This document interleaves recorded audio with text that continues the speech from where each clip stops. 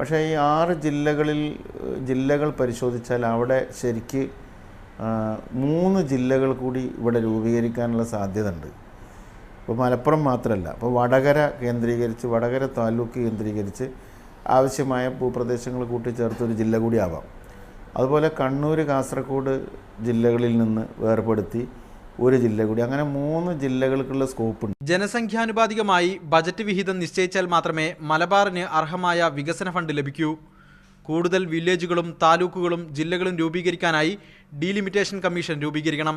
മലപ്പുറം ജില്ലാ മുസ്ലിം league committee നടത്തിയൊരു വികസന സെമിനാറിൻ്റെ ഡോക്യുമെൻറ്റിൽ പുതിയ ഒരു ജില്ലയെക്കുറിച്ച് വിഭാവനം ചെയ്തിട്ടുണ്ട്. ലീഗ് ഒരു പൊളിറ്റിക്കൽ പാർട്ടിയാകുമ്പോൾ ആ പാർട്ടി ഇങ്ങനെയുള്ള കാര്യങ്ങളിലൊക്കെ ഒരു ജനകീയ അഭിപ്രായം വളർത്തിക്കൊണ്ട് വന്നതിന് ശേഷമല്ലേ ഒരു നിലപാട് പറയേണ്ട കാര്യമുള്ളൂ.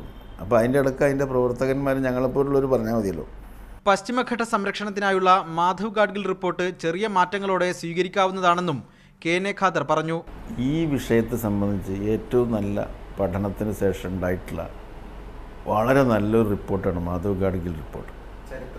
ചരിത്രപരമായിട്ടുള്ള പ്രാധാന്യമുള്ള റിപ്പോർട്ടാണ്. ഒരു റീസണബിൾ ആയിട്ടുള്ള റിപ്പോർട്ടാണ് മാധവ് ഗാഡ്ഗിൽ റിപ്പോർട്ട്. മീഡിയ 1